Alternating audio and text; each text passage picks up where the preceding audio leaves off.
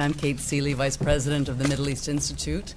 Thank you all so much for joining us today at this very early hour to discuss Syria. I also want to thank the Stimson Center and Ellen Leipzin and Mona Yacoubian in particular for making this collaboration between our two institutes possible. I hope today's event is the start of many more, and I want to thank them for providing us with coffee this morning, although I don't think we'll have any trouble staying awake. It's such a fascinating topic. Mona and I decided to put this panel together very much at the last minute. She was in Beirut at the time and just got back this week in response to the rapidly deteriorating situation in Syria. On the face of it, many of the worst case predictions of just 6 months ago seem to be coming true. Assad does look like he may well carry out a Hamas-style massacre in Homs with impunity. Today is the 14th or 15th day of shelling. Syria is descending into a civil war, and it is becoming a battlefield for competing regional interests with all sorts of players jumping into the fray, including Al-Qaeda, making a resolution of this very complex conflict very, very challenging. I've been programming talks on Syria for the last, since the start of the uprisings last spring. And for the first 6 to 8 months, the analysis was always not if Assad would fall, but when. The assumption being that if he didn't fall in the next few months, he would fall at least within a year. But now, with the situation playing out as it is, with it becoming very clear that the ruling Alawites see this as an existential conflict, an existential war, and will cling to power at all costs, and with other key players like the army and the Sunni merchant class not yet shifting sides, analysts are really pondering the possibility that this conflict could go on for much, much longer than anyone originally anticipated. And if that's the case, then we need to be thinking about the impact of really a long-term conflict on internal and regional dynamics. I'm sure we'll be touching upon this today, but there's a lot to cover, and we're going to be looking at several key components of this conflict. We're going to look at the role of the regional players in the conflict. We're going to examine the Syrian opposition and the status of the Free Syrian Army, and we're going to be looking at what more the U.S.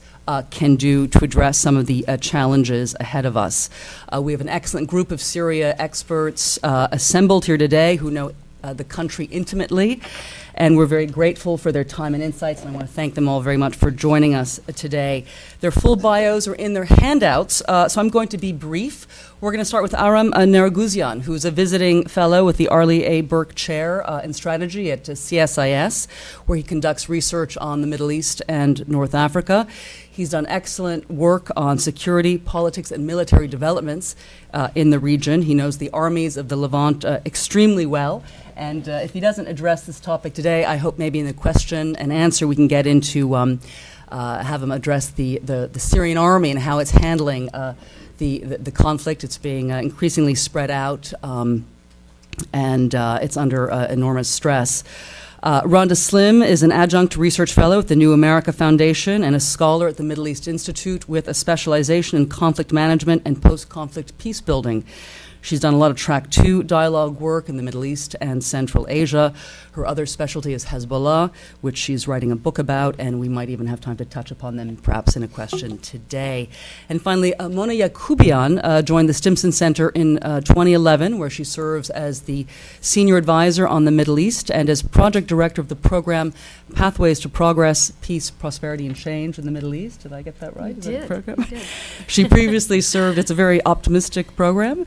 She previously served as a special advisor and senior program officer on the Middle East at USIP, where she did a lot of work on Syria and Lebanon. Our speakers have about 12 minutes, and then we will take your questions from the floor. And let's start with you, Aram. Well, my thanks to MEI and Stimson Center for inviting all of us to what is another critical panel on Syria. I hope everyone can hear me. Now, I've been asked to talk about the regional dynamics, and 10, 12, or even 20 minutes is asking a lot. So this is compact. It does tie in a lot of elements. There'll be a chance to unpack it further during the Q&A. But before delving into that, it's important to remember where things started out 12, 13 months ago. It's critical to look at the shift over time. This started out as a local set of grievances in Syria. You had concerns about poor governance, concerns about continued and deepening corruption. You had the effect of rollback in terms of subsidization. You had a mismanaged privatization in Syria. You had continued concentration of wealth in the hands of a few.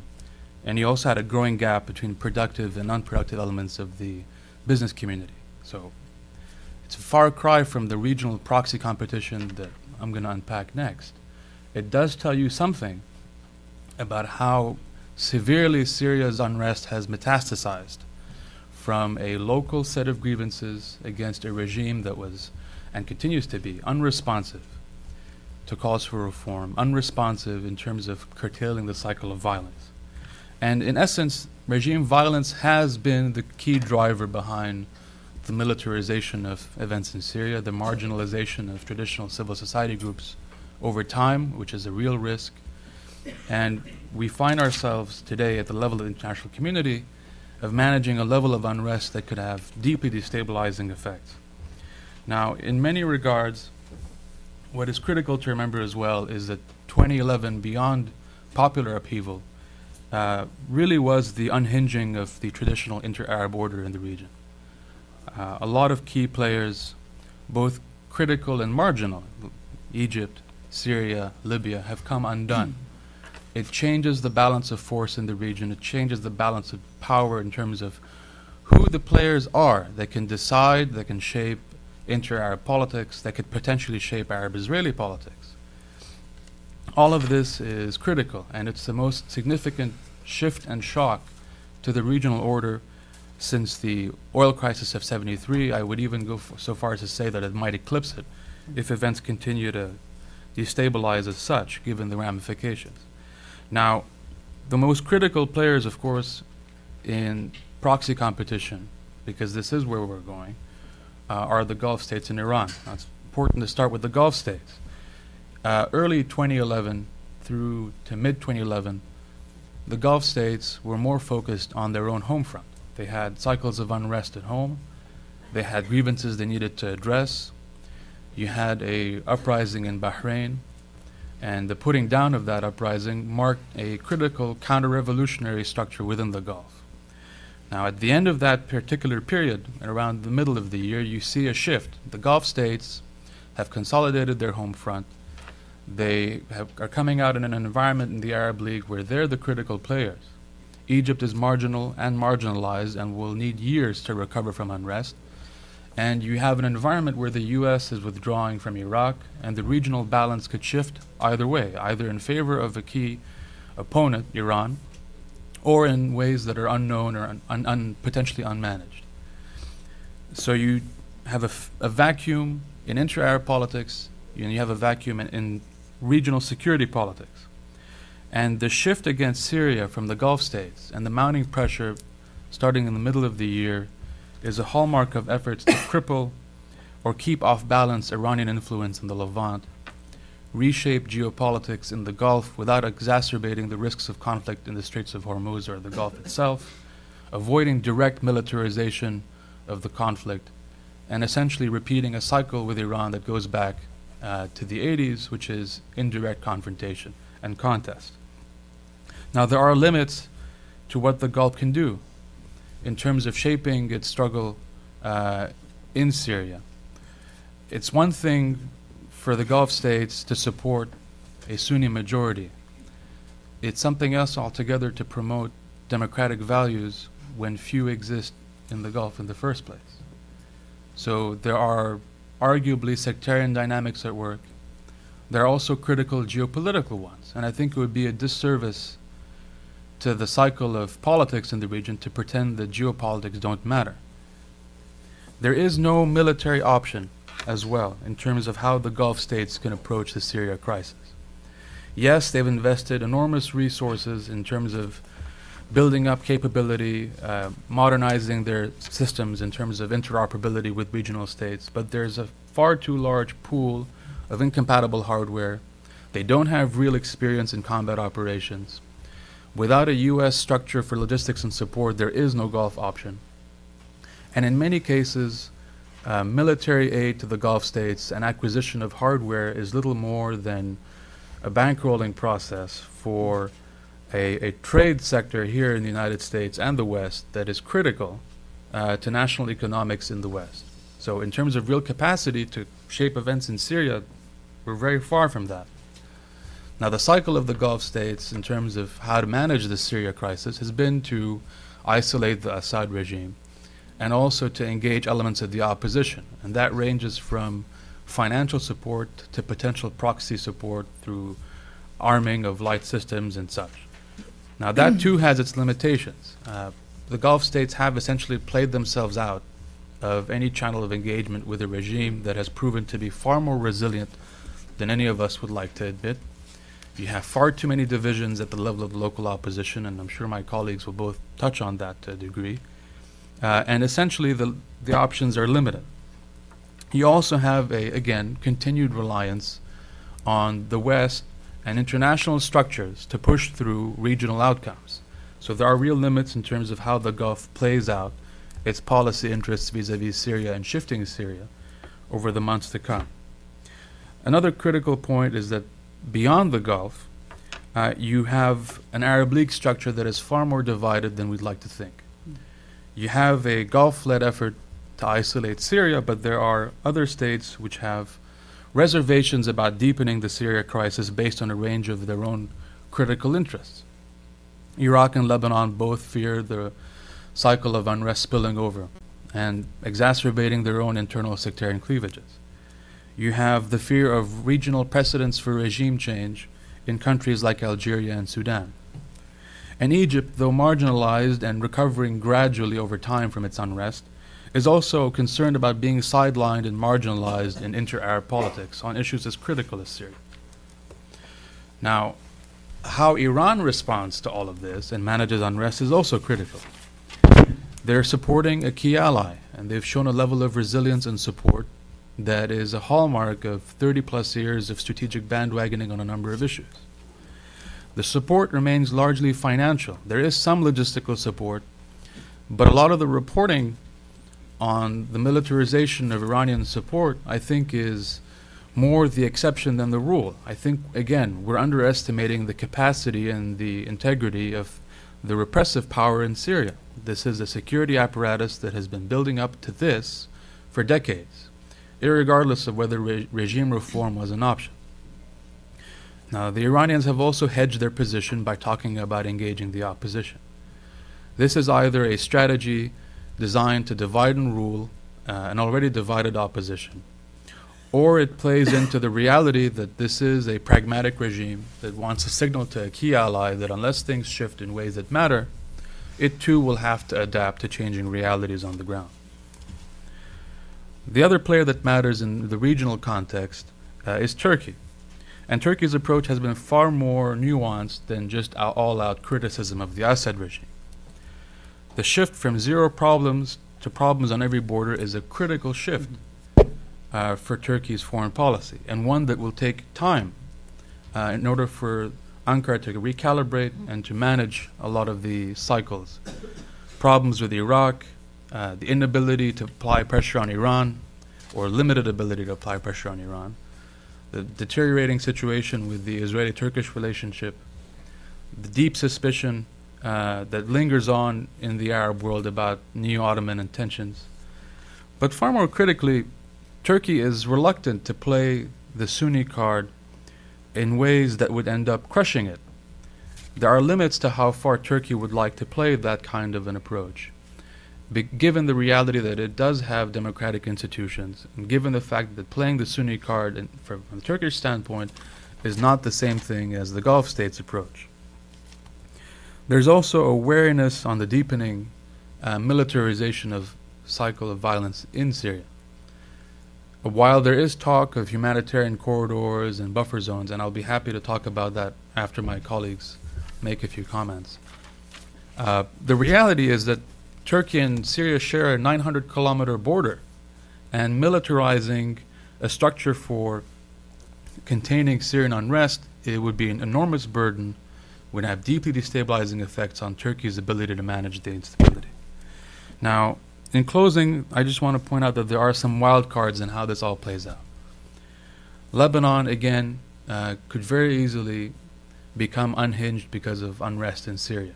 We're not even in a full-on stage of civil war, and you already have instability in the north of the country between Alawites and Sunnis. And that is only a pale shadow of how things will shape out if Syria really does degenerate from a security standpoint. And the fact that political forces in Lebanon on either side are jockeying and raising the tone in terms of rhetoric is risky, and there's a need for a reality check in terms of how the Lebanese tail can wag the Syrian dog. It just doesn't work. Now, Jordan has become far more unstable than many would like to admit, and the Islamist risk is real. And Iraqi unrest in terms of Sunni Shiite divisions about how to address the Syria crisis could also have long-lasting implications. There is also the so-called jihadi threat, or Al-Qaeda in Syria. And if these reports become more substantiated, and if the presence becomes far more critical, that would also change the regional and international calculus on Syria. The logic of the enemy of my enemy is my friend does not apply to Al-Qaeda from a Western standpoint, and never will. And this could deeply change how the West approaches the Syria crisis. And there is a proliferation risk. Regional factors could lead to the destabilization of security protocols on surface-to-surface missiles, ballistic weapons, and anti-air systems that are present in Syria and that are cutting edge by regional standards. Now, I'll come back to comments on the sectarian dimension during the discussion. I will close with just these few points. Syria, for all intents and purposes in this regional contest, has become depleted geopolitically. It will not have a role to play in inter-Arab politics for the foreseeable future, will not have a role to play in the Arab-Israeli domain as well. This is a key byproduct of a year of unrest and a point that few have raised. And it is critical because from one standpoint, a key Western issue, namely Syria's obstinate role in regional politics, has fundamentally shifted. Now, in terms of how this can play out, you really have two broad scenarios that really matter. You will either have a grand bargain on Syria, where you have international and regional backing that shapes local realities, because unfortunately we are very far from a year of unrest, where it was just a local issue. The other cycle is prolonged violence and deepening sectarian violence that could spill over and could last for years, on a scale that would eclipse Iraq or Lebanon. And these are critical. So the regional dimension is far more nuanced, far more messy, and far more delicate than a 10, 12-minute presentation. And I'm happy to expand on it at length during the Q&A, and I'll pass it on to my colleagues. Thank you, Aram. Randa, please. Thank you. Good morning, everybody. I'd like to thank Stimson Center and the Middle East Institute for hosting this panel, and thank you very much for inviting me. My talk will focus on the Syrian opposition, where it is today, and what it means. What does the international community need to do with the Syrian opposition going forward? Last Sunday, the Arab League called on the Syrian opposition to unify its ranks, and one Arab diplomat was quoted saying, "The main problem of the Syrian opposition is that it is still scattered. They don't have a united leadership or a single voice." Now, you all have seen the flurry of reporting recently about the different components of the Syrian opposition. With the Syrian National Council is definitely the better constellation of the various political currents that today make up the Syrian opposition.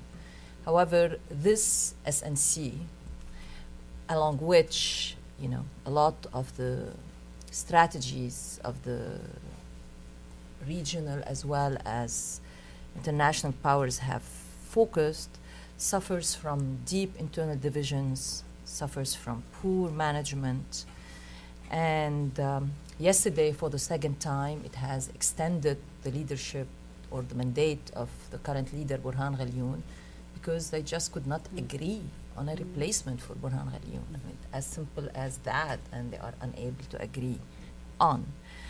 There is deep mistrust among the different components in the council, And in terms of components, often people talk of 3 or 4 major currents: the Islamists, the nationalists, the seculars, and I would like to focus a lot on the activists, the grassroots activists, the local coordinating committees, and because these are the ones who are really carrying on their shoulders this whole revolution and this whole uprising.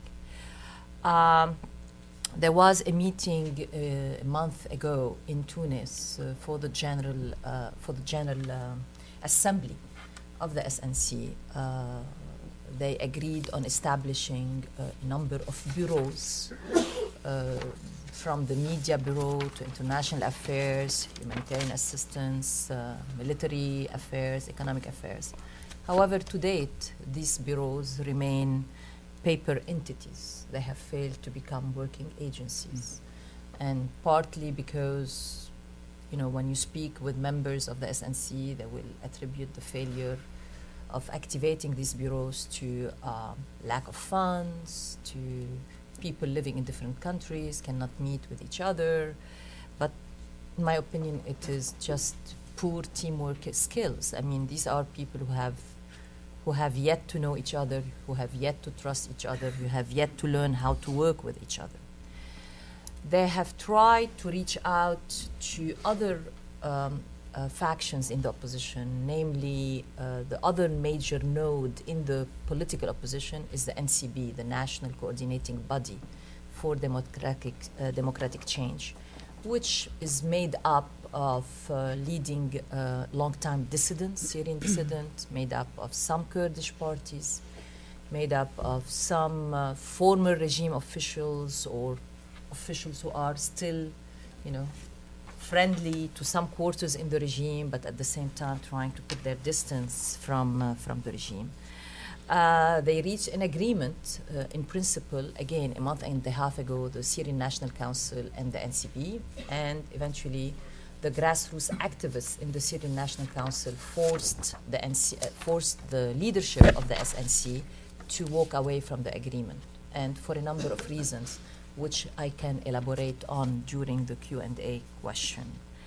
The problem with the SNC is that it remains in its majority Sunni Arab, and further feeding into the regime narrative of an Arab-Sunni, especially the narrative targeted to the minorities, the Alawites and the Christians, who are 2 main pillars of support for the regime, that this uprising is an Arab-Sunni uprising targeted against Alawites and other minority groups.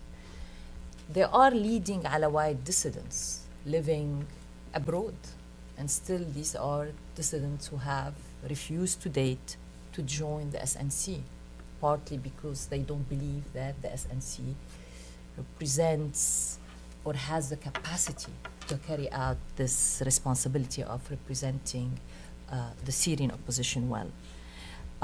Now, historically, the Alawite community has not uniformly benefited from the Assad family rule. I mean, the poverty rate among Alawites, especially in the rural area, is pretty high compared to other communities. Yet, we are seeing this community behaving more and more as seeing its fate to be tied to Bashar al-Assad survival. There is increasing talk of weapons being sent to Alawite villages. I was recently in Lebanon, and building on something about Hezbollah, I heard some reporting, which has yet to be documented, of Hezbollah stepping up its involvement inside Syria, especially Hezbollah working on arming and training villages in the Alawite mountains. Again, this is, you know, reporting and talk I have started to hear during my last visit to Lebanon 3 weeks ago. So the regime narrative, combined with the failure of the SNC to reach out to the Alawite community, that's another weakness of the SNC. It has yet to articulate a cohesive and appealing message to the minorities that their interest will be saved post-Assad, that retributions will not happen, especially toward Alawites post-Assad. And so for Alawites, more and more, this has become an an existential threat. There is not one single Alawite on the SNC Executive Council. And as the opposition become more and more militarized, the Alawites will become less incentivized to give up the fight. Now, if we look at another critical minority group in Syria, whose, if it were to shift, will really help to upend the stalemate that exists today between the opposition and the regime forces, is the Kurds. I mean, granted that the Kurds themselves are deeply fragmented, especially the Kurdish political parties. Yet, we have not seen the SNC faring much better in establishing, an outreach strategy, implementing an outreach strategies toward the Kurds. There are, I think, 13 Kurdish parties. Of them, only 2 have decided to be part of the SNC, the Kurdish Union Party and the Kurdish Freedom Party.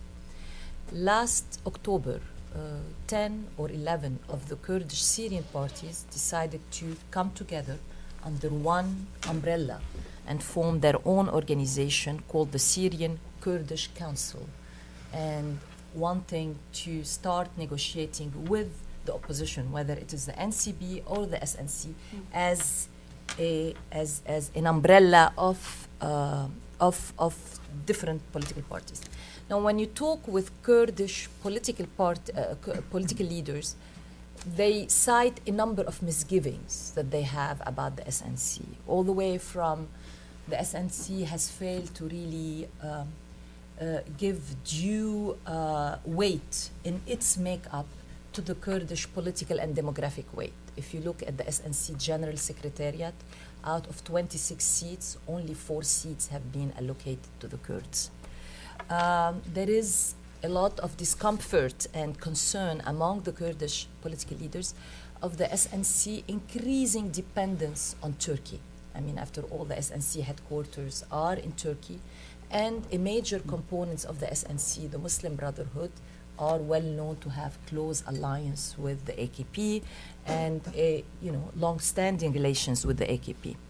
There is, again, deep mistrust in the ideological platform of the Muslim Brotherhood, which is opposed to any kind of federalism in Syria, a la what happens in Iraq.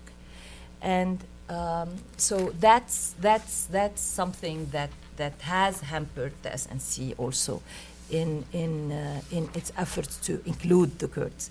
But more importantly, the SNC suffers from an image problem. 11 months into the uprising, it is viewed in general inside Syria as a movement consisting mostly of expatriates who have lived most of their adult lives abroad, and as such lack the authenticity that internal opposition figures, have and still have. Now, recently, for those who follow the Twitter space and the social media space, there is more and more of the Syrian activists, and if you look at the slogan also in the during the protests inside Syria every Friday, there is more and more focus on the FSA, the Free Syrian Army. It has become the focal point or the last hope that activists on the ground have of having a united opposition leadership. However, if you dig deeply into the FSA and how it is made, how it is organized, it remains a collection of small, disparate groups, and it's not an army as we know the army. It lacks command and control structure. It has limited and irregular access to military supply lines. There has been recently much trumpeted talk about coordination between the SNC and the FSA, with the SNC trying to project the image of exerting civilian control over the FSA. Well, this remains on paper. When you talk to some of the leaders of the FSA, it's very clear that they do not feel that they fall under the leadership of the SNC.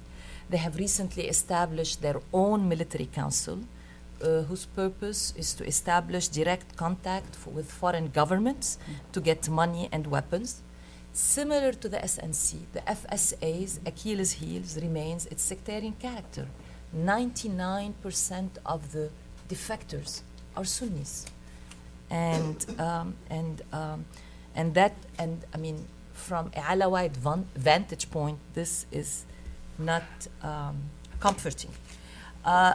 More troublesome is the increasing emergence. I mean, is the emergence and the increasing evidence that we are seeing on the ground of small, uncoordinated, armed factions with very little command and control. These factions are neither beholden to the SNC nor to the FSA. Now, they might be willing to give FSA credit for some of the operation they conduct, but for the sake of keeping a united front for the opposition, but also they do not take orders from the FSA leadership. Now, since the double vetoes at the UN, there has been growing chorus in this country, especially in this town, and in the media, and in the think tank world, of wanting to arm the opposition. And while I'm very sympathetic to this call for arming the opposition, given all that's happening, after all, morally we cannot just sit by, stand idly while seeing people being slaughtered by regime forces, which numbers in the hundreds of thousands. Still, the problem that we are facing, the problem that anybody who wants to arm the opposition will be facing, is which opposition we will be arming. I mean, which groups are we going to send the weapons to?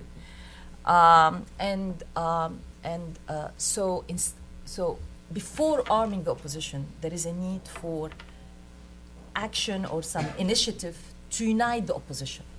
Until now, the international community and the Arab League, including the Arab League, has left it up to the Syrian opposition groups to get their act together and unite themselves.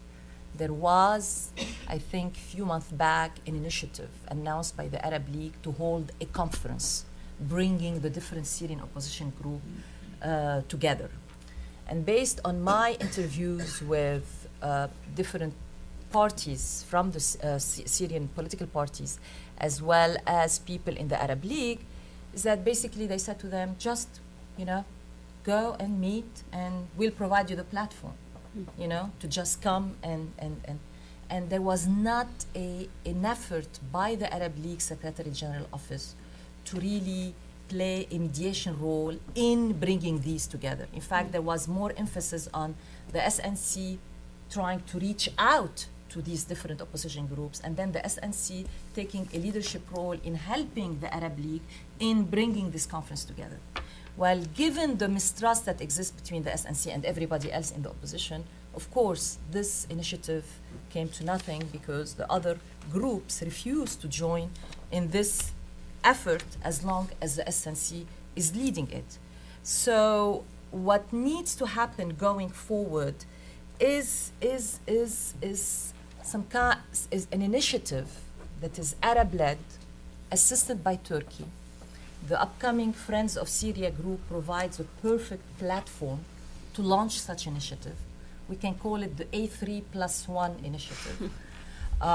It could be led on the Arab side by Saudi Arabia, Qatar, and Tunisia, given the leverage, the resources, the influence that each of these countries have on different elements of the Syrian opposition. Turkey has influence over the Islamists, the Muslim Brotherhood, has influence over the FSA. So an A3+1 mediation effort to try to bring these disparate factions, military and political, in the Syrian opposition under one organizational umbrella that could be called the Syrian Transitional Council, the Syrian Leadership Council. Waiting for the SNC to do that is not going to happen, partly again because we have given enough time. We have given them enough time to do it, and they failed at it. But also partly because the other nodes in the other groups in the Syrian opposition will refuse to join into initiative that is led by the SNC, whereas an initiative led by an Arab League contingent or a small contingent from the Arab League, assisted by Turkey, can provide, will carry the gravitas, will carry the legitimacy that, and to be able to bring all these groups, all these parties together and force them, you know, with sticks and carrots. And we have now the leverage to do it, to basically unite around one platform that will bring the military under civilian control, and that will eventually be able to present a credible alternative to Assad to the Syrian people. Right now, if you talk with Syrian businessmen and you ask them, you know, even those who are sympathetic to the regime, I mean, sympathetic to the opposition cause, and we all talk about the businessmen. Part of the reluctance of a good part of the business community, whether it's in Damascus, Aleppo, or other major hubs in Syria, to really join fully the ranks of the opposition, even though they are sympathetic to the cause, is this failure of chaos and instability post-Assad, because they don't see right now a credible alternative to Assad. And the first point they will make is, okay, he goes, who comes? The SNC? Don't you see how, you know, how they cannot even get their act together to elect to change their to agree on a new president. So having this kind of new organizational umbrella for a united opposition under the how to say, the authority or the blessing of an Arab League, of the Arab League, with the assistance of Turkey, will go a long way in presenting this credible alternative to Assad, which will eventually, in my opinion, start helping to change the calculus among the fence-sitters, and most importantly, within the business community, and in fact, some of the Alawites. Thank you. Thank you for that excellent analysis, Randa. Mona, please. Great, thanks. Thank you. Thanks all of you for coming this morning, and thank you, Kate, for all your work in putting this together. Absolutely look forward to more collaboration, and thanks to Randa and Aram for taking part. I'm going to try to be relatively brief so that we have time to hear from you all and have your questions and discussion. Let me first, though, start by making, I think, two key points.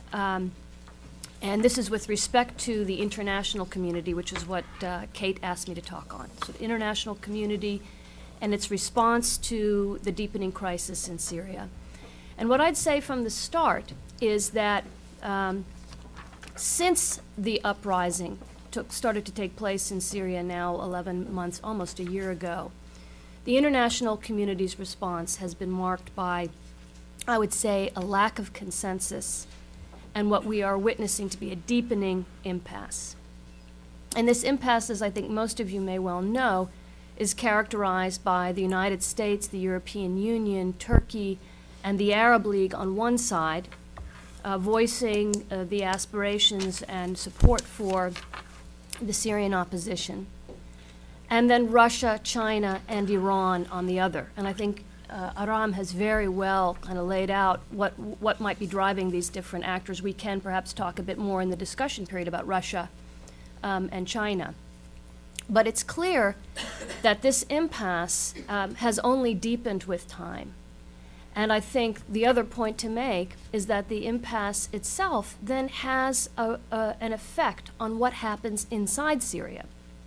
So that the Assad regime, as it witnesses this impasse, then takes advantage of it, takes advantage of the inability of the international community to forge a consensus, to unleash increasingly brutal attacks at home. And I think the most horrific example of this is the now 14-day-long siege of Homs, and that is now expanded to Hama, and I think Idlib is under fire as well, which was clearly precipitated by the double veto at the UN nearly 2 weeks ago by Russia and China. So I think that's the first point I would make. Second point, and one that is not ever easier, that one wants to say, but I think has to be said, is there are no good options. And it's very difficult, understandably, to watch these horrifying pictures coming from Homs and elsewhere of this horrific violence that is targeting women, children, with impunity. The natural response is to want to act and to do something to stop it. It's understandable. But I think, as has been well set up by my colleagues, it's so complex, and it's very important that we think and that we are deliberate as we think about how to respond. Because I think the downside risks of, frankly, worsening the situation and further endangering civilians are very much present. Let me, for just a couple of minutes, talk about efforts to date and where we are. Certainly, as I said, we've seen these efforts in the UN Security Council come to naught. The double veto of 2 weeks ago was preceded by a double veto in October. So thus far, the UN has proved incapable of forging a consensus among key international actors. Today, there is debate, and I believe a UN General Assembly resolution on Syria will be passed. But this is a non-binding resolution. There are no veto possibilities for it. And it, therefore, is going to be largely symbolic. But I would say important in its symbolism in terms of further isolating Syria diplomatically. There are also ongoing efforts today between France and Russia. The French are attempting to work with the Russians on some kind of new UN security resolution text. This one, I believe, is to deal with the question of humanitarian corridors. Given Russia's response to date, I'm not optimistic that that's going to come to anything, but it's certainly something to note. If we start to try and understand a little bit more broadly what the sort of spectrum of potential options are to what's happening in Syria, we see what we're seeing, which is basically resolutions of condemnation. There have also already been some fairly significant economic sanctions placed on Syria, albeit not in the UN realm. But we've had significant sanctions from the United States. Those are longstanding. From Europe, I think very significant, targeting specifically Syria's oil and gas industry, which is a major income earner, of course, for the regime. Those European sanctions are expected to be enhanced by ones that I think will have even further bite, targeting the central bank of Syria and its phosphates and minerals industries. We've seen proposed sanctions by the Arab League, although their actual follow-up and implementation has been minimal, and I think that's a very important area for further exploitation. I think that the Arab League must now follow through on its call for economic sanctions against Syria and isolation of Syria by cutting all diplomatic relations with the Syrian government. I think that that is an important next step. And Turkey has also implemented or called for economic sanctions, which I think they've not gone very far yet in implementing. And again, that represents, I think, another area to be pursued. So there's condemnation, there's sanctions.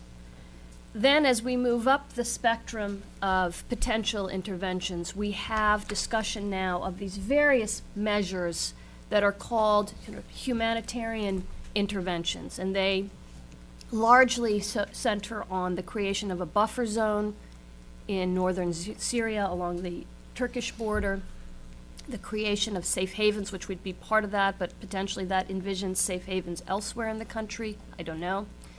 The creation of humanitarian corridors, which is, as I said, what Foreign Minister Juppé is talking about today with his Russian counterpart. These steps clearly are designed to help alleviate some of the suffering that Syrian civilians are undergoing. I'm going to let Aram talk about it in more detail because he's far more expert on this than I am. But it is clear that these steps would require some level of military involvement. You can't simply establish a safe haven without some kind of military action. And I think that very fact in this debate has been given short shrift. And it's really important to unpack and understand better, what does it mean? How does one actually go about doing this in Syria, and what are the potential ramifications? And finally, of course, there is sliding further up that scale of intervention. There is outright military intervention. Well, actually, let me take a step back. There's the point that Randa had raised, and that's the one that's being talked about, I think, most actively right now. And that is the issue, or the proposal to begin to send arms and other types of support to the Syrian militarized opposition, primarily the Free Syrian Army, the FSA.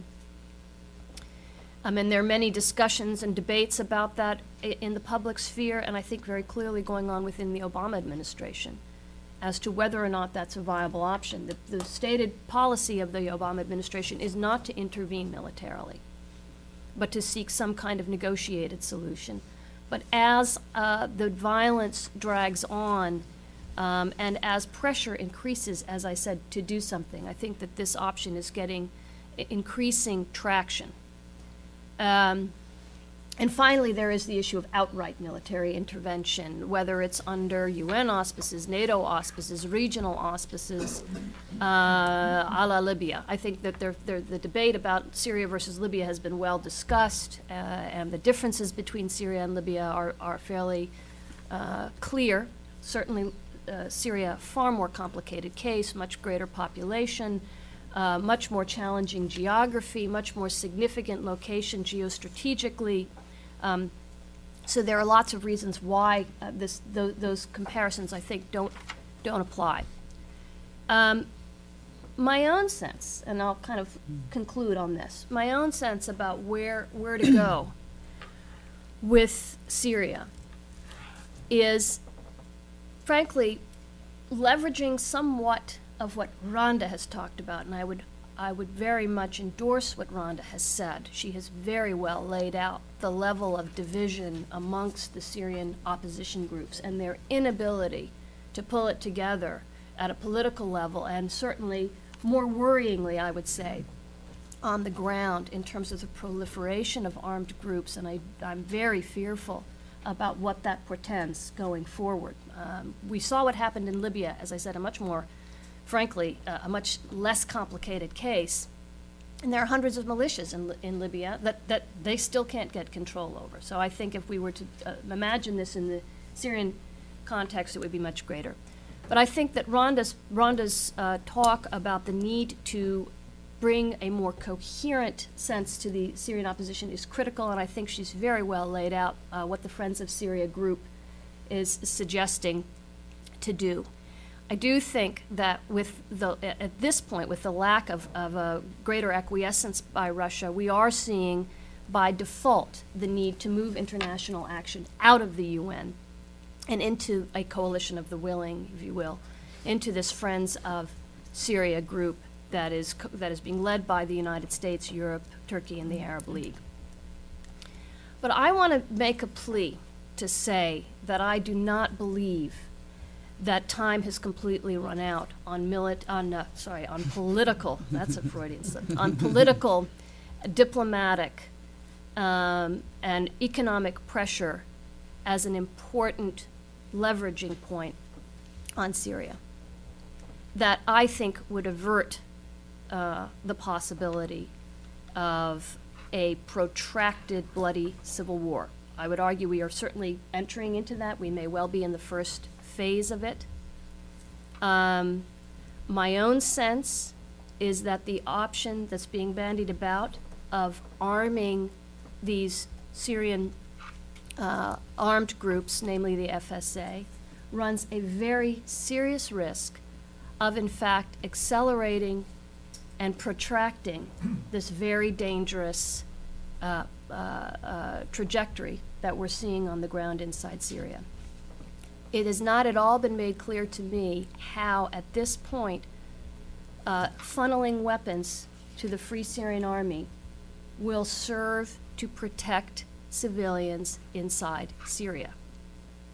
Not with the state of disarray that we've heard very well described. And again, my own sense is, in fact, it runs the risk of deepening and protracting a civil war inside Syria, because funneling in arms simply will attract more arms, and then we will be very deeply into the regional proxy battles that Aram has talked about. So I think that diplomacy needs to be given a chance, coupled with much greater efforts to unite the Syrian opposition so that it does form a credible alternative, so that the two key constituencies that we have to keep our eye on in Syria, the military that surrounds Assad, but I would argue is different from Assad and those immediately around him and whose interests do not directly align, and the Sunni merchant class. I think we need to pursue a policy that seeks to accelerate the tipping points of pulling those two critical constituencies away from Assad. A very important piece is working with the opposition inside and outside Syria to unify them so that people have a clear alternative in mind that does not threaten them existentially. The other piece, and the part where I think the United States can exert great leadership, is on the international side, and namely, frankly, bringing Russia and with it China along. And here I think we need to not dismiss Russia completely. All-out protracted civil war in Syria does not serve Russia's interests. They have made far too many investments in that country to want to see it all go up in smoke. While they are playing hardball, I also think there might be indications behind the scene that they are watching the situation unfold in Syria with similar concern. And I think what's important is behind the scenes diplomatically to work much harder to see where that common ground is. Because I think a combination of working with the opposition and unifying them on the one hand and working and forging a consensus internationally on the other to further isolate Syria and impose economic sanctions could have that effect of peeling away these key constituencies that would then lead to the rapid demise of the Assad regime. Perhaps its replacement with some kind of a military-led government, obviously not the best of scenarios by far, but I would say a much better option than a prolonged, bloody civil war that I think will well eclipse what we've witnessed in Lebanon and Iraq in previous decades. And I'll leave it at that. Great. Thank you so much, Mona, Randa, and Aram, for a very detailed analysis. There's a lot to unpack here, a lot to discuss. Some of the questions that really stood out for me relate to Turkey, how to engage a more robust Turkish role, how to unite the opposition, how to overcome this international impasse. Should we arm the opposition or not? But I want to pick up on where Mona left off with the question of options and bring Randa and Aram into this discussion of some of the options that are out there and how viable they believe they are. We're looking at humanitarian zones, safe zones, another UN Security Council resolution. Mona says diplomacy must be given a chance, but in the face of the ongoing assault, it's that might not. Some might be frustrated by that sort of approach. So I'd like to ask you, Aram, how you view some of these options on the table and where you think we should be focusing our efforts, and you as well, Randa, please. Well, first I'll focus on the questions that interest me within the context of military developments, the issue of humanitarian corridors and this idea of quote-unquote managing militarization. We shouldn't kid ourselves about what it means to have a humanitarian corridor to cities like Homs and Hama. Any effort that does not include cooperation or coordination with the Syrian security apparatus is likely to be nothing short of a military intervention. The notion that somehow well-wishing support, humanitarian or otherwise, however well-intentioned, can just stroll into a Syria where the regime has proven that the security apparatus is far more resilient than anyone has given it credit. And this isn't to pat it on the back, it's just to show that we've come to a point where you have a military establishment that is reluctant to do anything but stand by the regime, given what happens to militaries where minorities lose out, as in the case of de-Baathification in Iraq and the cycle of militia warfare in Libya and the challenges the Egyptian military is facing. So really, militaries don't do well after revolutions. So the reality is that this is both a challenge and an opportunity, how to manage this. In a scenario where there isn't coordination with the Syrian authorities, we need to be clear. It would require amassing of troops along the northern border of Syria that would make this an all-out regional contest that could see the use by the regime of last resort systems such as chemical and biological weapons, use of surface-to-surface missiles, and any force that really wants to change realities on the ground, either from a humanitarian standpoint or from a balance of force standpoint, would have to address the issue of what to do with Syria's air defense network. And that would require a suppression of enemy air defense, which is likely to cause as many, if not more, fatalities than the cycle of violence has already seen in Syria, simply by virtue of the fact that you have a population density 30 times that of Libya's and a population 3 times as large, with defense structures and military basing generally located near or within urban centers. All of this complicates this. So really, let's just step back a bit and say that any humanitarian gesture would have to require, as Mona pointed out, a level of international agreement, but there needs to be some kind of coordination with a security apparatus that, for all intents and purposes, can say no. Now, on the issue of managing militarization or, providing aid to the FSA or other fringe groups, let me just say that for me, the notion of managing militarization is a bit of an oxymoron. We are in a cycle where, frankly, armed groups is one thing. We're in the realm of militia warfare now. And it starts fairly simply. Communal groups within neighborhoods band together to defend their communities. And as time goes by and as the cycle persists, these structures tend to become far more consistent, better structured locally, and don't necessarily subscribe to regional or even local agendas. It's nice to try to bring them under control, and the effort is critical. But let's be clear. If we are talking about arming some of these groups, it is what it is. It's proxy warfare in Syria. And that has a price. Now, my point has always been, and this is really a realist view, and I should be forgiven for it, that Syria's regional role is finished.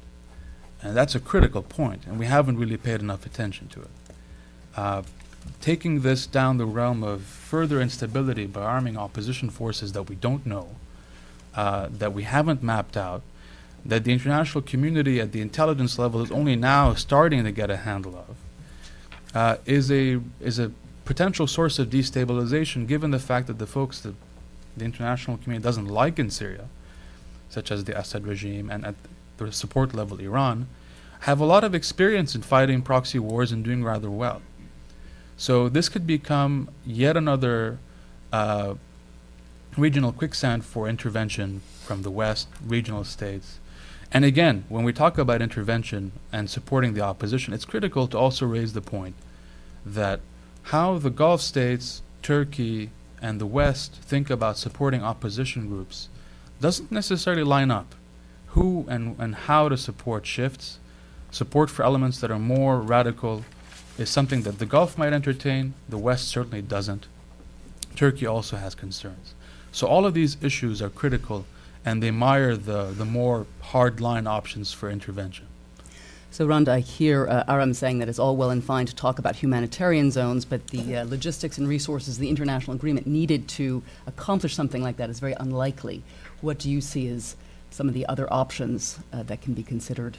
Well, Mona brought up the one of the critical constituency in Syria, which is the business class, the merchant class. And there are two groups within this merchant class. There is the traditional Sunni business elites concentrated in Damascus, Aleppo, and then there is and some also, not only Sunni, but also they also include a fairly amount of Christian merchant families, especially in Aleppo.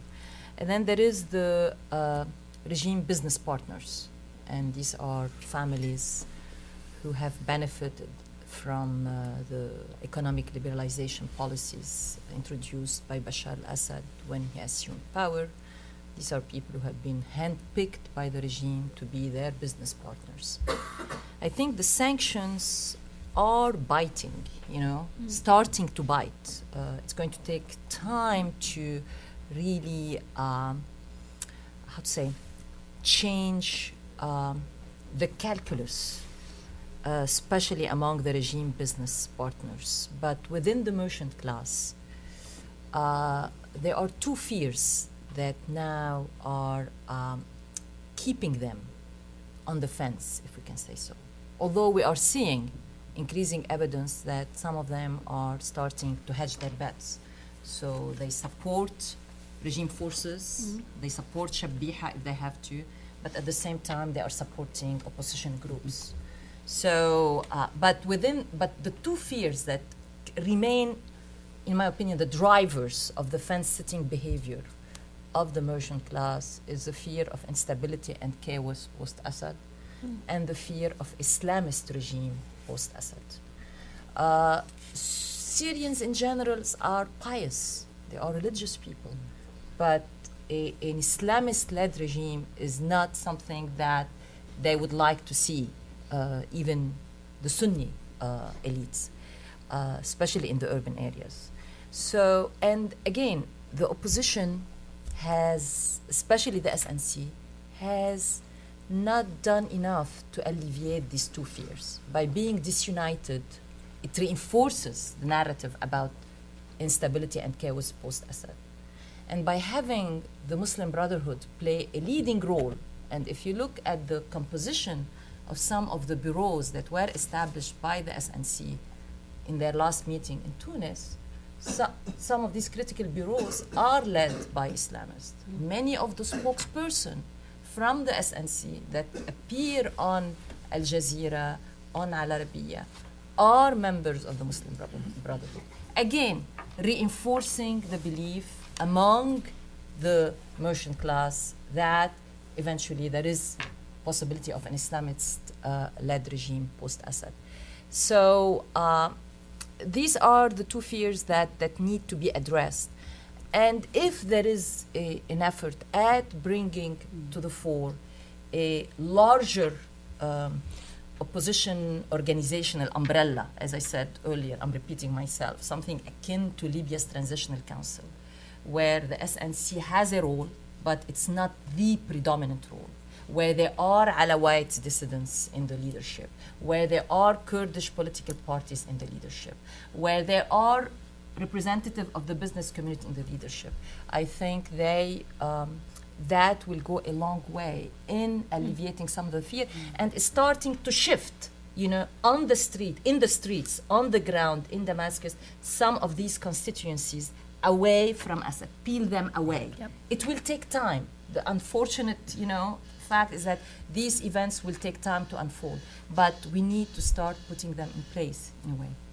Yes. Mona, maybe you'd like to comment on the opposition. Certainly there's been a lot of frustration here in Washington over the lack of unity. There's been talk about, Washington playing a larger role in supporting, even financing the opposition. Yep. What do you think Washington can do to help achieve some of what Randa's talking about? I think Washington's role in unifying the opposition, quite frankly, is probably much more limited. Yeah. I actually think, as Randa has suggested, that the Arab League and Turkey are probably best placed, and Washington is not the place for it to happen. Yes. Tunis or Istanbul is laden with its own issues because of the Islamist connection. Maybe Tunis is the better place. I don't know, but. Clearly, again, as has been well noted, I think, and I want to open it up for others to talk, but I think that the divisions of the opposition have also been present from the start, driven by all kinds of, frankly, personal rivalries and egos and other things as well. And it's come at a great price, I think, for Syria, and the time is now to move forward. The only other thing I would say, pivoting off of Randa's two fears that she noted, instability and Sunni domination, my own sense is, of all the options we've talked about, it is again diplomacy, economic pressure so that the strategic calculus of this business class shifts, and I believe it is shifting more than we may even know. Those are the kinds, I think, of interventions that will begin to address those two fears and shift things. Military intervention, frankly, will only serve to deepen those fears, and I think harden the positions of those that remain with the regime, and therefore, again, prolong and protract this conflict. Can I add something? I fully agree that whatever effort that will be put in place to unite the opposition need to be Arab-led and assisted by Turkey, but the push has to come from the United States. I don't see right now the Arab League, being, how to say, proactive. I think we need to start putting this idea out, and we need to start helping bring that coalition together under, the framework of the Friends of Syria group. Yeah. But I don't see it emerging by itself from the Arab League. We need to push the idea, but let them basically implement it. Oh, we agree. Yeah. Well, let's open the floor to questions. We'll take three at a time. We've got three panelists, and if each panelist could sort of pick and choose the question that most applies to them. Thank you. We'll begin with Ken, and if you could state your name and affiliation and speak into the microphone, please. My name is Ken. I'm a former episode with 30 years experience in Syria. Thank you very much. I'd like to ask one question that's been haunting me for a while now. And that is, what is the Israeli reaction and perhaps even response to what is happening or what will happen in Syria? As somebody with a lot of experience on the ground in both Syria and in Israel, I'm curious about that because it's, so far as I can see, mum's the word. And I haven't been able to find, I haven't heard anything, seen anything in the press. And, I contrast it with their, dire warnings about Iran, which have gone on for more than 20 years. Great. Thank you. Thank you. I think we've got a question here, and then a question. Thank you. I'm David Mack from the Middle East Institute. I have a strong difference of opinion from you, Randa, regarding who should take the initiative in trying to unify the Syrian opposition. Let me say why. For 12 years, beginning in 1991, when I was the senior State Department official dealing with the Iraqi opposition, for 12 years we spent large amounts of money, vast political clout, and we achieved a papering over of differences among the Iraqi opposition, which was nothing more than that. And although to a certain extent it achieved some important efforts against Saddam Hussein, there are plenty of Iraqis today who wish we had never tried. On the other hand, the Libyan Transitional National Council emerged perhaps with some guttery money or something, but it really happened almost magically because they were facing the imminence of an execution, and they got their act together. And it's only after they began to achieve some victory that they started falling apart. So given the two alternatives, I would certainly agree with Mona that the Arab League and Turkey, God bless them, let them try. U.S. to actually take the initiative in pushing this, I'm not so sure. Thank you. There's a third question over here. Thank you. you, Laura Aleme with the Sesame Foundation. Two quick questions. First, for Aram, I was wondering if maybe you could just speak to us a little bit more about the strategy of the Lebanese military right now in the north and what we can expect to see from them should things get worse, and how this is influencing U.S. policymakers in their support of the Lebanese armed forces. And second, for Randa, I don't know if it's even relevant, but I'm just curious about the Syrian Druze community and where they are in all of this and what their relationship is with the Lebanese Druze leadership in Lebanon. Thank you. So we've got Israeli reaction, David Mack's question on the opposition, and who would like to start with the Israeli reaction? Fine. And Yeah, we can sure. answer Lara's question as well. Well, that's the great, that's the great sinkhole in the region right now, in the sense that the Israelis are caught between the public rhetoric of, the Assad regime is going to go, and this is a great shift, and it can have positive ramifications. But I've heard on a number of occasions senior Israeli officials who come to CSIS use the term Arab nightmare. And the Syria scenario is certainly one that has gotten them on edge. I mean, one has to bear in mind that, back in 2007, an Israeli planner at the IDF wrote up a worst-case scenario in the Tefin 2012 plan, where a unimaginable scenario, or a highly unlikely one, foresaw a destabilized Egypt, uncertainty and instability in Lebanon, a faltering or under pressure Jordan, and instability or regime change in Syria, and this 360-degree scenario of unrest. Nobody took it seriously. We all wrote a lot about it. Nothing happened until 2011. So in many ways, I think that the Israelis are very careful to hedge and to guard against false expectations. They're struggling with what's worse: the short-term risks posed by Iranian Islamist forces, or some of the more touted long-term risks posed by regional Sunni forces, and how that could shift. And something that has very little to do with Islamism is the idea that, well, if you do have a Syrian democracy, in the best-case scenario that does emerge, well, that just might mean we might have to negotiate with them. So at all levels, this creates uncertainty. And yes, I know there's a lot of rhetoric and support, but I think there's no doubt that you have a deeply divided Israeli foreign policy establishment, and I don't expect that to shift and change quickly. Now, on the issue of strategy on the LAF in the north, look, you had companies and units from 2 brigades in the north near Tripoli, the 2nd and the 10th brigades. There's every indication that they're going to be reinforced.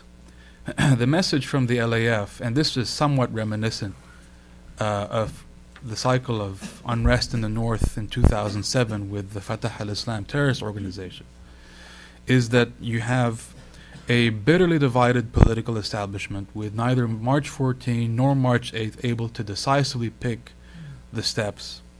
You have an LAF, a Lebanese military, that has been struggling against the current of penetrating sectarian forces and finds itself facing an opportunity to assert itself. And you have a level of, I would say, boldness at the command level now in terms of operations and potential contingencies in the north, whereby there's a decision within the leadership of the institution that we will not allow Lebanon to become a source of instability in Syria, and we will not allow Syria to become a source of instability in Lebanon. That includes the potential deployment of special operations units. We already saw the deployment of the air assault regiment through combined operation. It was a very small operation, but it did show that soft units in Lebanon were ready and willing to enact necessary measures to make sure Wadi Khalid and parts of the north remain stable. There's also indications that other units are moving to the north as well in support capacity. So really, this is part of a signaling game.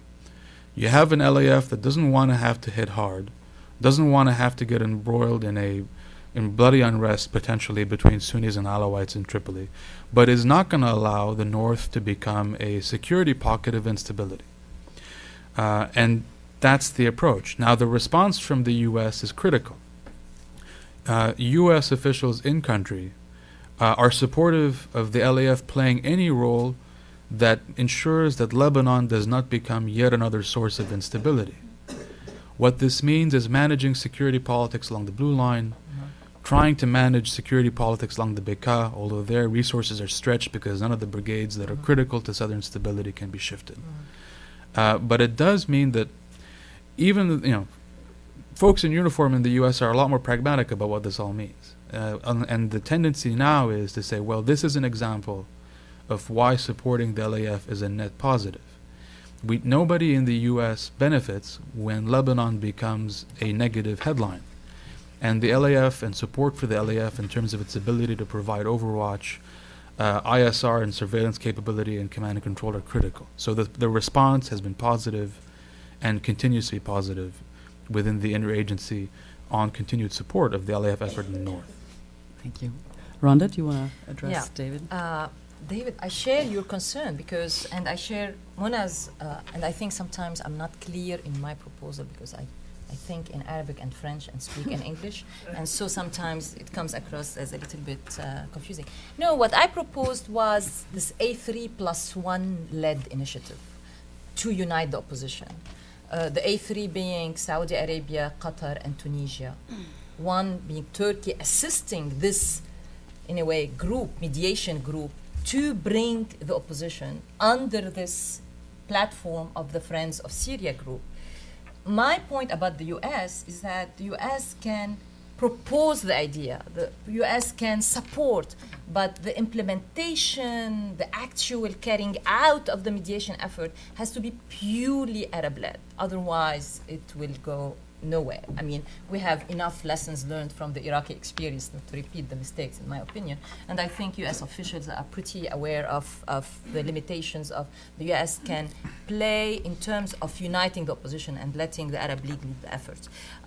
So in terms of the Druze, so I don't think we are in disagreement. I fully support and share your concern. In terms of the Druze, again, this is not a community I'm extremely familiar with its dynamics, and so I'm going to just share with you what I learned in my recent trip to Lebanon. And what I'm reading about the protest movement in Syria starting now to spread to Druze majority areas. And the question I had before I went to Lebanon recently is, especially to the Druze of Lebanon, because we have seen a recent shift in Jumblat's position, vis-a-vis Syria. Initially, he tried to hedge his bet by saying, the regime and they need to carry out reform. And now he has basically, parted ways with the regime. And he's saying, almost to the point of saying it has to go, the regime has to go, and while still calling on the opposition to get its act together. And I wanted to find out whether it is because of the Druze community in Syria that basically pushed Jumblat to make that shift, or because Jumblat, being the weather vane of not only Lebanese politics but Arab politics, sensing that the regime is no longer in the immunity zone and on its way out, and has started to make the shift, in order to reposition himself for the future, regime in Syria. And what I learned is that, in fact, it is the Druze community in Syria basically starting to embrace the revolution, pushing Jumblat to change his position in favor of embracing the revolution rather than vice versa. And so that's the kind of dynamic which, in my opinion, shows that there is still a group of, there is still supposedly, they call them Druze Shabiha, there are still Druze officers and Druze security people who are working with the regime, but the pulse of the Druze community, the community leaders of the Druze, of Syria's Druze, have now embraced the revolution, and Jumblat had to basically come along with them and shift his position. That's great. We're running low on time. We'll take one last round of questions. I beseech everyone to keep their questions brief. We'll do this side of the room, and the answer is very brief. Let's start with this woman in the front, please. Good morning. Thanks again. I just heard political economy law, and I was wondering regarding what do you guesstimate to be the likely scenario that someone within Syria or another group would actually deal with Assad themselves, in the sense that we would face the same demise that we've seen in Libya with Gaddafi. We've seen that even, you know, there might have been a military coup rather than people really getting rid of President Mubarak in Egypt, and seeing even Iraq dealing with Saddam in the way he did. I mean, what do you see as a more likely scenario in getting rid of Assad? Okay, how to get rid of Assad. There's a woman in the violet right over here.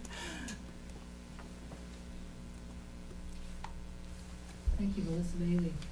Al-Qaeda, I'd like to focus on that for just a moment. We've had a statement by Aram Nerguizian basically calling for jihad in Syria, and we've had the Aleppo bombings. How much of this is aspirational? How much is there still residual capacity? And how, Aram just briefly mentioned that this will be changing the strategic calculations for the West. What does that look like? That's a question. And there's a gentleman here with the red tie.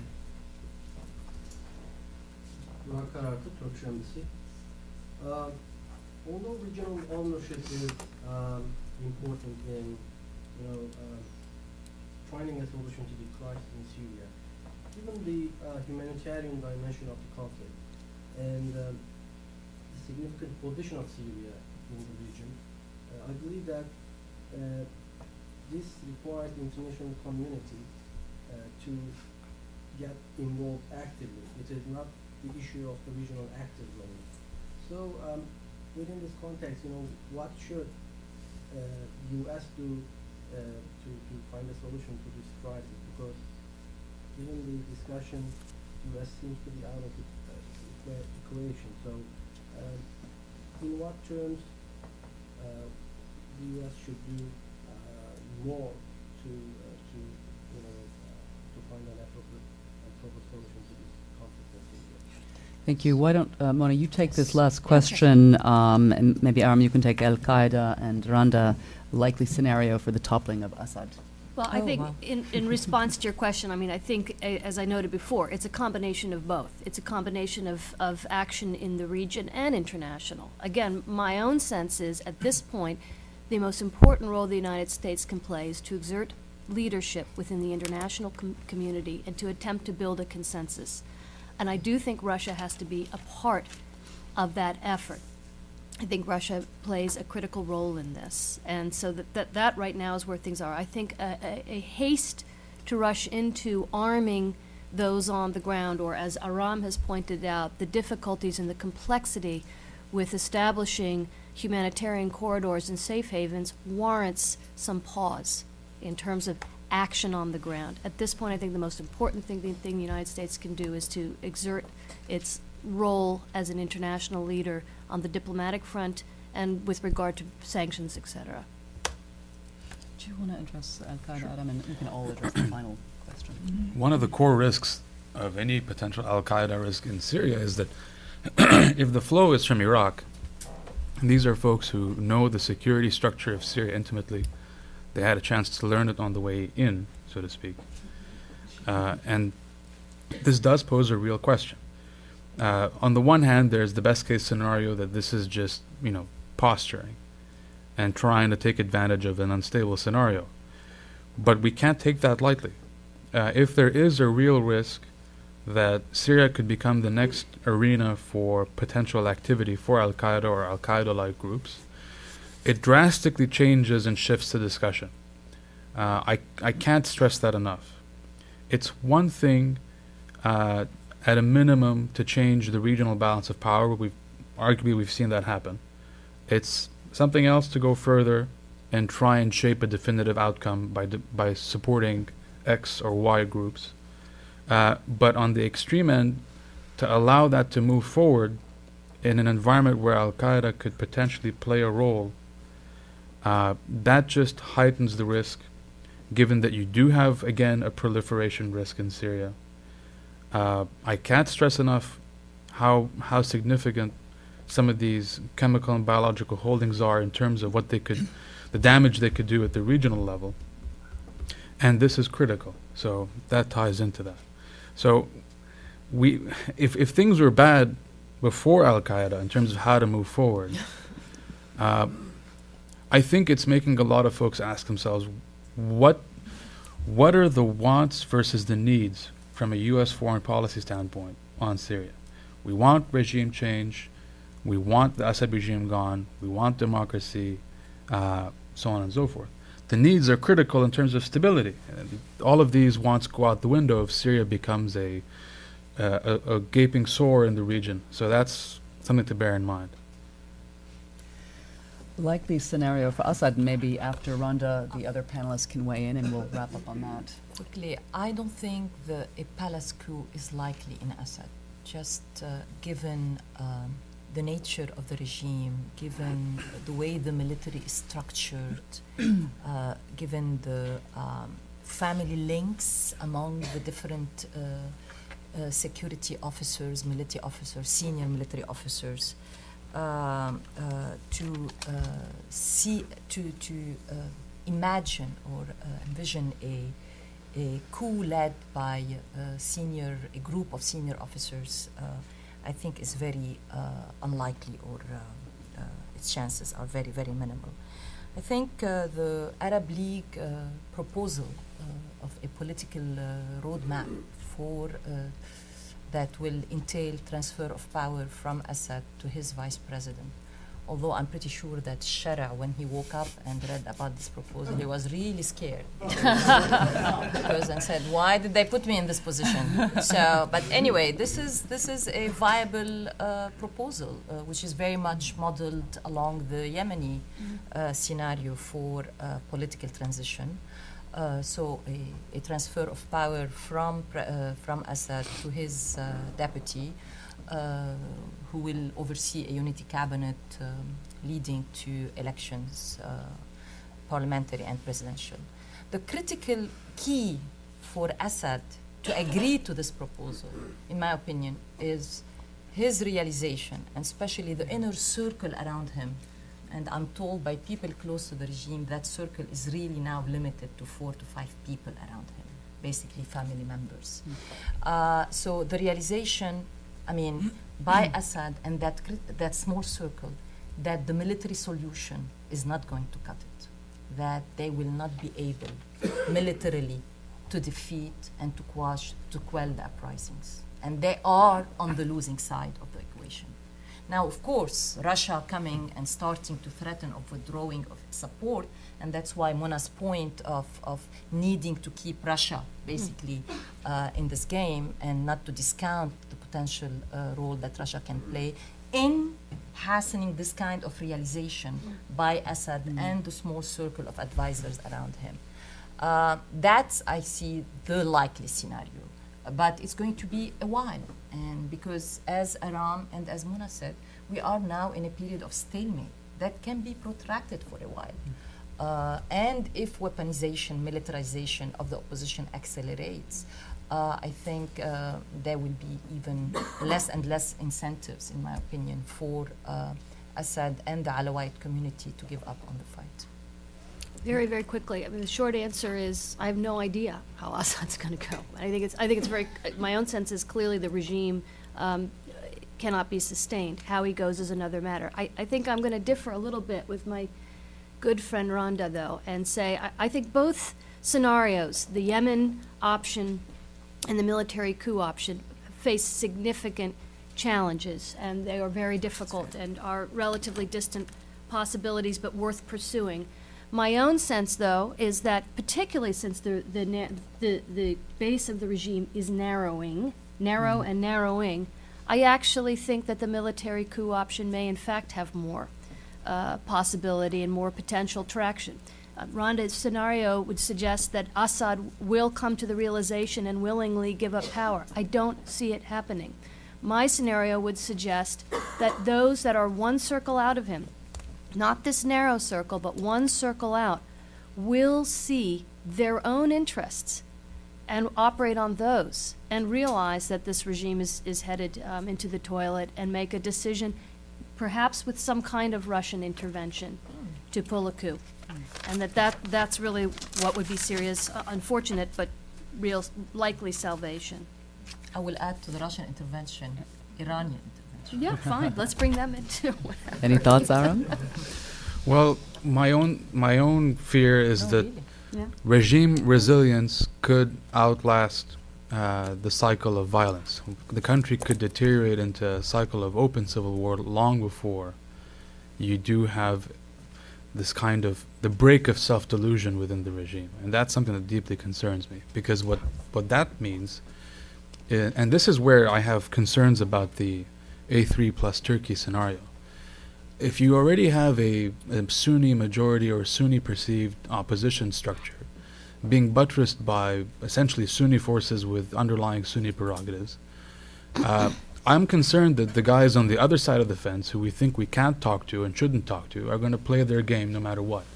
And the worst case scenario there is a fractured Syria, which essentially means that Turkey, Jordan, Lebanon, Israel will all border the Arab version of Somalia, which is a divided, fractured country where the security apparatus rolls back on itself in terms of areas and pockets that it can control.